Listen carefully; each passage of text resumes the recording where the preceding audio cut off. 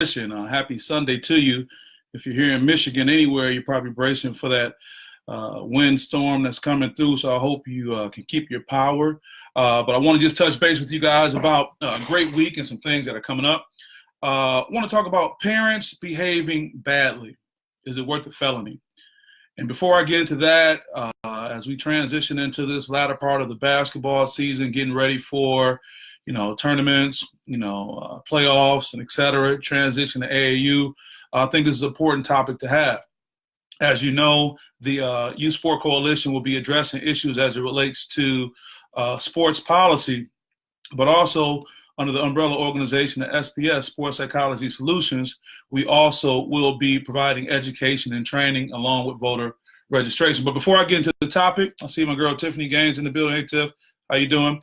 I want to talk about a post I just recently put up about student athletes and their social media and cleaning their social media up. I want to thank my buddy Chad, Coach Chad over at Waverly High School for posting that. I see a few other people put it out there, but I think it's really important. I got a lot of young people who may friend me on social media, which I'm totally cool with. I'm here to help them. But immediately I may see some things that make me cringe. The conversation that they're having, and it seems like they feel that their social media is just a conversation amongst their friends. But if I can see it as an adult and a stakeholder in sports, all of my colleagues, coaches, influencers can see it as well.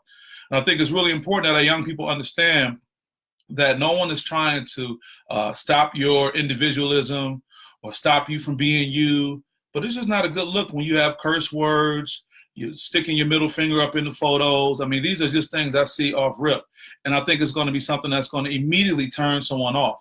I have had a number of individuals tell me, at least one coach in particular, he won't recruit you if he doesn't like your social media handle. What's a handle, coach? A handle is your name. You money bags, or I won't say any explicit derogatory words, but you got to realize that people are always looking and watching. A college professor told me that years ago. And just when you think no one is paying attention, they will. I just got a text last night from a good friend. He wanted me to pass his information along about a young man who just finished up his college playing. He's ready to go to the next level. And, I'm not tooting my horn, but I know agents. I know a few agents I can call and reach out to. But I'm not going to put myself out there for someone if they don't at least pass the smell test or the look test when we're looking at their social media. A few more things I'll talk about before we move along is that I always tell young people when I meet with them, if I could go and pull up your social media right now, and if I could offer you a scholarship based on what your social media looks like, how many of you guys would get the scholarship? And you'll see some hands go up. People say, yeah, I know I would. But then a lot of people are kind of nervous. And then this whole idea of, I'm just going to clean it up when I need to, that doesn't always work. It's almost already too late. So I really want you guys to be mindful of that fact about what your social media looks like. Now, getting on to the topic that I put up there, why do parents, adults behave badly at youth sporting events? Now, I just saw something that I'll post in a second. As a matter of fact, let me see if I can get this up right now, where there was a parent who some parents were having an issue. Some parents were having an issue at a game. It was a wrestling match, like a youth wrestling match. I mean, these kids were 9 and 10, if that. And the parents got into it, mother, father. I mean, it was really a tough thing watching that happen. And you wonder why this is happening. So when I put on my sports psychology consulting hat, and we'll talk about that in a second, I really want to delve deeper into that of why these issues seem to be prominent and coming up. So why is that important? This is getting ready to be AAU season. I mean, before we even get to AAU season, we're getting ready to get into the playoffs. I was just over at Okemos High School Friday when Okemos High School, led by Evan Thomas, a great young man, won the CAAC Blue Championship, back-to-back championships. So they're getting ready for the tournament. I want to give a shout-out to Ira Childress, the athletic director over there, doing an awesome job, and a great coaching staff and everyone there, Ms. Cermak, the principal, on down. But now we're getting into a very competitive time where for some of these athletes, this may be the last time they get to play competitively. What do I mean? If you're a senior and you may not be transitioning to college, or if you're on the cusp where you're trying to see what's going to happen, that this time coming up is going to be critical. So I say this, for the tournament time, getting into AAU time, and the people I really want to address are the parent groups, the coaches, And we want to be able to provide online resources as well as online live forums like this to be able to help these parents. Now, when we see these terrible things happening, yeah, parents are passionate. I get that. And I got a 6-year-old daughter. And when I took her to a basketball clinic, I found myself getting excited. But let's really delve into why we get a lot of these responses that we get. If you notice and you walk down, the first thing that comes up, if you look under, a lot of it is stress. A lot of our parents are coming in very stressed out and trying to address these issues that are out here. They come into a game stressed out, and to many of my friends who are officials, I think they look at this setting and say, well, you know what? You guys have to be professional here, so I'm going to act a certain way. And I'm going to let all my stresses of the day come out. And then you do that, and I'm sure the child isn't happy about it. I'm sure the child kind of puts their head down and say, oh, mom, dad, auntie, uncle, cousin, brother, sister, whoever it is, not again, not again. So that's a big challenge. You got to think about, although you think you may be advocating for your kid, it's not a conspiracy with these referees against your child.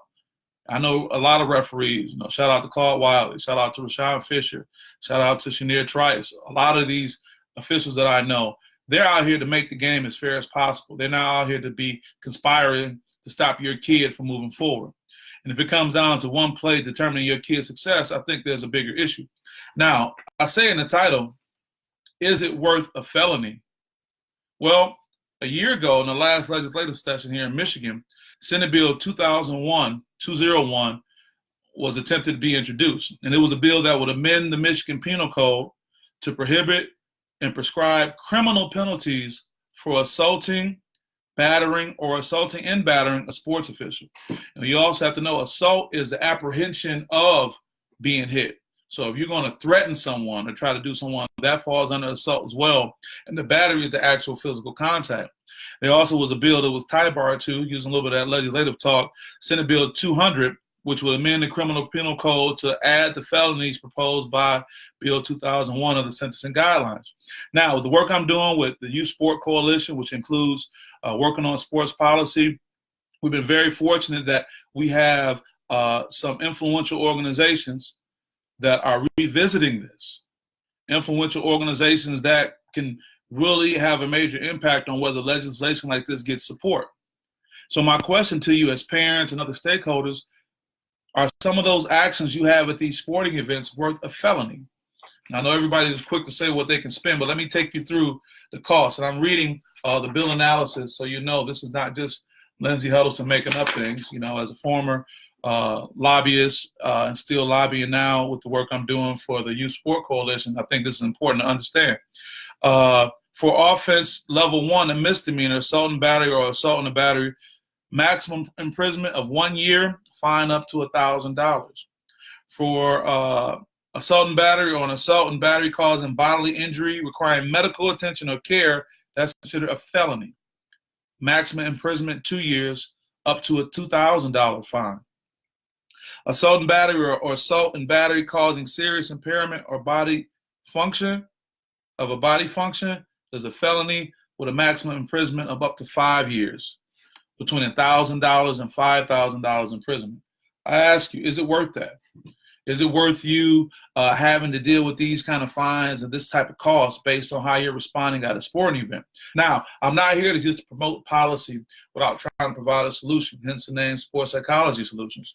I really think that as we delve into this issue, we need to realize what is it that we're bringing to these sporting events when we show up.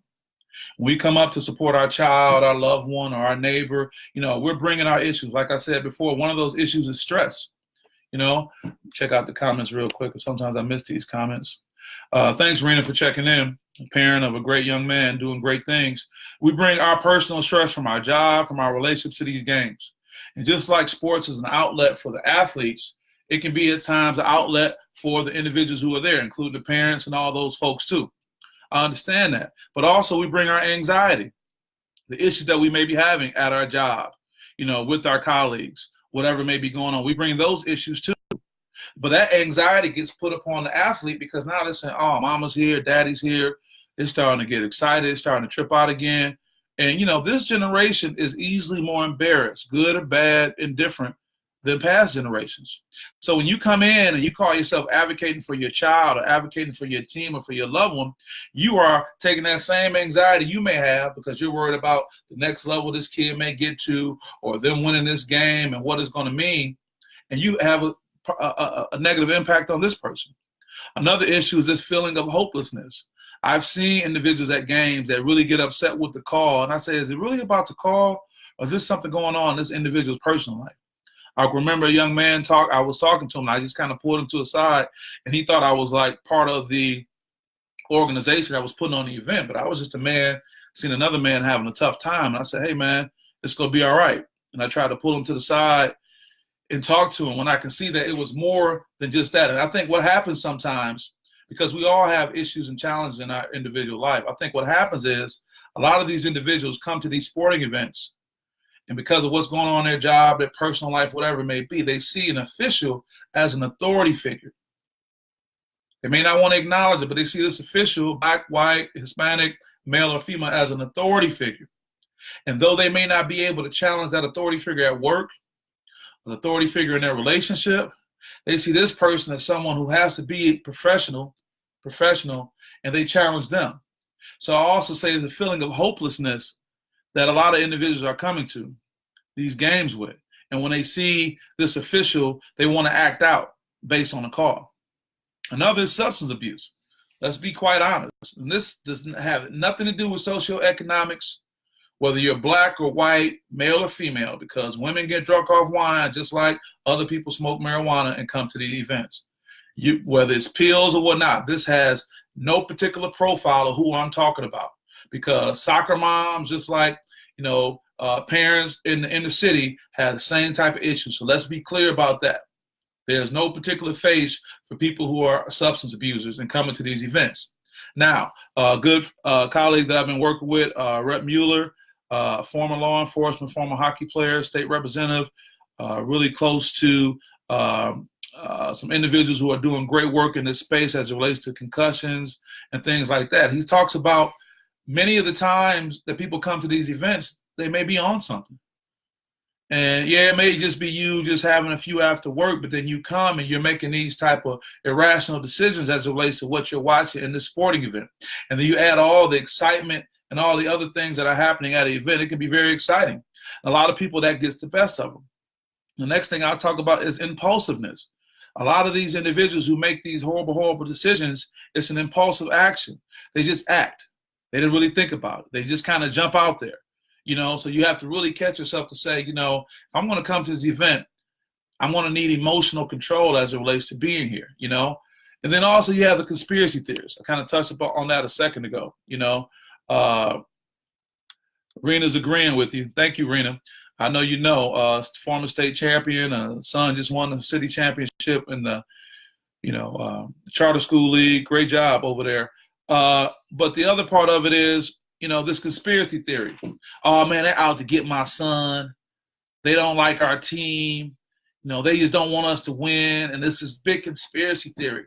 Now, you may have had a run-in with an official, a run-in with someone, and may not have a great relationship.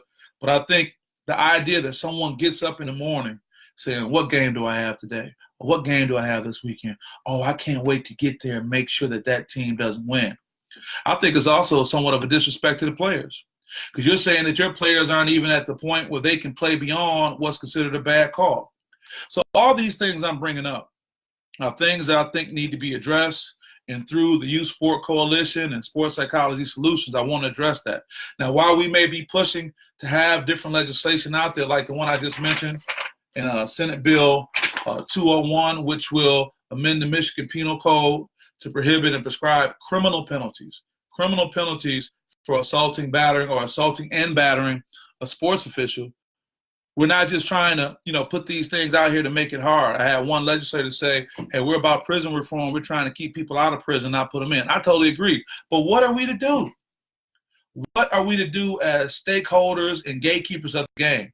Going back to the start, and the reason why I created the Youth Sport Coalition out of Sports Psychology Solutions was the state of play report that took place back in 2015 when youth athletes were saying they felt that their sport experience was like a C+. Well, part of the negative sport experience is parents behaving badly.